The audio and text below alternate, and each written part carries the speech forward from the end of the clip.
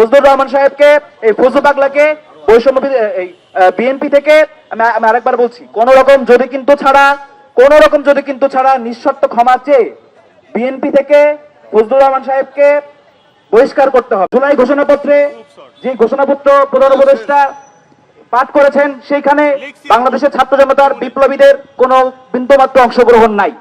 আমরা সবকিছু বুকে পাথর চাপা দিয়ে মেনে নিচ্ছিলাম, কিন্তু যখন অভ্যুত্থানের পক্ষ শক্তিরাই আর এক পক্ষকে শুধুমাত্র রাজনৈতিক কারণে হেয় করছে, তখন আমরা আর মাঠে না নেমে ঘরে বসে থাকতে পারি না।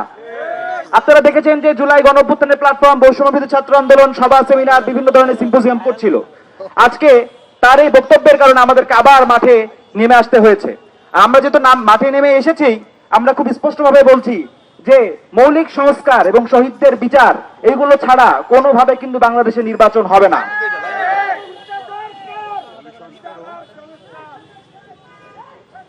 আর আপনারা এই মুহূর্তে দেখছেন যে জুলাই জাতীয় সনদ নিয়ে কথা হয়েছে। আমরা গতকালকেও জুলাই সনদ নিয়ে একটি সেমিনার করেছি, সেখানে বিভিন্ন দলের রাজনৈতিক কর্মীরা এসেছিলেন। জুলাই সনদ বাস্তবায়ন কোন সরকার করবে এটা নিয়ে এখন আমাদেরকে কথা বলা রাখছে। এইটা তো খুবই দিনের আলোর মতো পরিষ্কার যে যেই অন্তর্বর্তীকালীন সরকার শহীদদের রক্তের উপর দিয়ে দাঁড়িয়ে ক্ষমতায় এসেছে, তারাই জুলাই সনদ বাস্তবায়ন করে যাবে। সেখানে আবার এই প্রশ্ন কেন আসছে যে পরবর্তী সরকারের কাছ থেকে আমরা ওয়াদা নিব এবং সেই হচ্ছে জুলাই সনদ বাস্তবায়ন করবে? এই ধরনের কোনো কিছু বৈষম্যবিরোধী ছাত্র আন্দোলন মেনে নিবে না। জুলাই সনদ বাস্তবায়ন করতে হবে এই অন্তর্বর্তীকালীন সরকারের আমলেই, এবং মৌলিক সংস্কারগুলো বাস্তবায়ন করতে হবে। এবং একই সঙ্গে এই যে বিচার 1000, আপনারা জুলাই ঘোষণাপত্রে বলছেন 1000, আবার এখানে আপনার জাতিসংঘের রিপোর্টে 1400, এত কেন জুলাই শহীদদের সংখ্যা নিয়ে 9-6? গত 1 বছরে এই যে জুলাই শহীদদের পূর্ণাঙ্গ তালিকা করা হয় না, এর ব্যর্থতা আনুষ্ঠানিকভাবে এই অন্তর্বর্তীকালীন সরকারকে নিতে হবে। যারা দায়িত্বে ছিলেন তাদের সবাইকে আনুষ্ঠানিকভাবে ক্ষমা প্রার্থনা করতে হবে এবং নিঃশর্ত ক্ষমা প্রার্থনা করবে। একই সঙ্গে এই যে আহতদেরকে পুনর্বাসন এখনো পর্যন্ত হয় নাই, এখনো আমার এই যে পাশে পিজি হসপিটাল, এখনো আপনারা গিয়ে দেখবেন হসপিটালের বেডে আমার আহত ভাইরা পায়ের মধ্যে বুলেট নিয়ে শুয়ে আছে। এই বুলেটটা যে এখনো তার শরীরের মধ্যে আছে, তাকে এখনো চিকিৎসার ব্যবস্থা করা হয় নাই। এইটার ব্যর্থতা অন্তর্বর্তীকালীন সরকারের নিতে হবে। এবং সর্বশেষ এই যে আমাদের এই ফজলুর রহমান সাহেবরা যেখানে বসে বসে জুলাই গণ অভ্যুত্থানকে গালিগালাজ করেন, কালো শক্তি বলেন, এই মিডিয়া যে আমরা সংস্কার করতে পারলাম না, এইটার ব্যর্থতাও আমাদের এই অন্তর্বর্তীকালীন সরকারকে নিতে হবে। এবং সর্বশেষ আমি স্পষ্ট করে বলতে চাই, এই বক্তব্য আমার একার নয়, বৈষম্যবিরোধী ছাত্র আন্দোলনের সংগ্রামী সভাপতি, তিনি অসুস্থতার কারণে আসতে পারেনি, তিনি আমার এই বক্তব্যের সঙ্গে সংগতি জানিয়েছেন। সেটা হচ্ছে কোন রকম যদি কিন্তু ছাড়া আমরা স্পষ্ট ভাষায় বলছি, তুমি সেই পথে যাবে যেই পথে শেখ হাসিনা পালিয়েছে। আমরা আবার বলছি, অনতি বিলম্বে যদি ক্ষমা না চান, হাজার হাজার মাদ্রাসা শিক্ষার্থীরা জনগণকে সাথে নিয়ে আপনার বিরুদ্ধে মাঠে নামতে বাধ্য হবে। আমরা বলছি, হাজার হাজার শহীদ ভাইরা যাদের চেতনা এখনো বাংলাদেশের মানুষ ধারণ করে, যদি বলেন 24 হচ্ছে কালো অধ্যায়, আমি রহমান সাহেবকে বলবো বাইরে চেষে বসে দেশ চালানো যায় না। আসলে বিচার জনসম্মুখে হওয়া উচিত। আমরা বাংলাদেশের সকল শহীদ এবং আহতদের প্রতি সম্মান রাখতে চাই। 71 আমাদের যেমন শক্তি, 24 আমাদের তেমন প্রেরণা।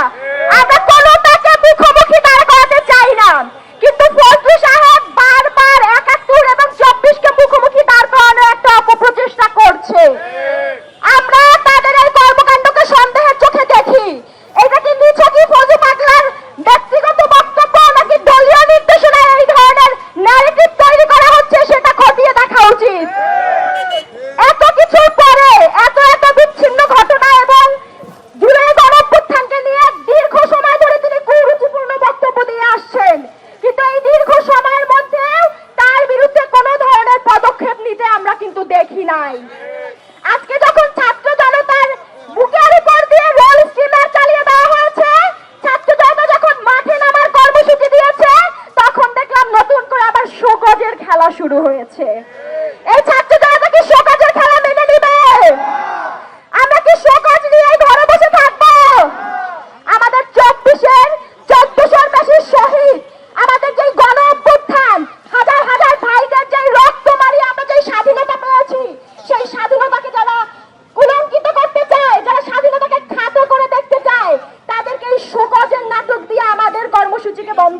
যাবে না, আমাদেরকে এই নাটক দেখিয়ে ঘরে ফেরানো যাবে না। আমরা ফজলু পাগলার সকল ধরনের সাংগঠনিক পদ থেকে তাকে বহিষ্কারের দাবি জানাই। দল থেকে তাকে বহিষ্কার করতে হবে, স্থায়ী বহিষ্কার করতে হবে। অন্যথায় এই শোকাজ খেলার জবাব কিন্তু ছাত্র জনতা দিয়ে দিবে। ছাত্র জনতা শহীদদের নিয়ে কোনো প্রকার হেলা খেলা সহ্য করবে না। আমাদের 24 এবং 71কে মুখোমুখি করার যে অপচেষ্টা আমরা দেখতে পাচ্ছি, দফায় দফায় টক শো এবং সংবাদ সম্মেলন করে যেইভাবে 24 71কে মুখোমুখি দাঁড় করানো হচ্ছে, এই ধরনের চক্রান্তকে এই বাংলাদেশের 24-এর ছাত্র জনতাই রুখে দিবে। সবশেষে বলতে চাই, বিভিন্ন ধরনের ন্যারেটিভ উৎপাদন করা হচ্ছে, লীগের প্রতি সহানুভূতি তৈরি করা হচ্ছে। আমরা স্পষ্ট ভাষায় বলে দিতে চাই, লীগারদের যেমন বাংলাদেশে জায়গা হয়নি, তেমনি লীগের দালাল যারা হাসিনার পতনে হাসিনার থেকেও বেশি দুঃখ পেয়েছেন, তাদের জায়গাও বাংলাদেশের মাটিতে হবে না। আমরা বলতে চাই, হাসিনার পতনে বাংলাদেশের সর্বস্তরের ফ্যাসিবাদ বিরোধী ঐক্যগুলো রাজপথে ছিল, মাঠে ছিল এবং ছাত্র জনতা একত্রিত হয়ে এই হাসিনার পতন ঘটিয়েছে। সেখানে এই শক্তিকে যখন কালো শক্তি হিসেবে আখ্যায়িত দেওয়া হয়, রাজাকারের বাচ্চা বলে আখ্যায়িত দেওয়া হয়, তাদেরকে মনে করিয়ে দিতে চাই, এক রাজাকারের বাচ্চা আখ্যা দিয়ে হাসিনার পরিণতির কথা আপনারা চিন্তা করেন এবং মাথায় রাখেন। আপনারা নিজেদের পরিণতি দায়িকা আইনেন না, সাবধান করছি, নিজেদের পরিণতি দায়িকা আইনেন না, ছাত্র জনতাকে আমার মাঠে নামাইয়েন না।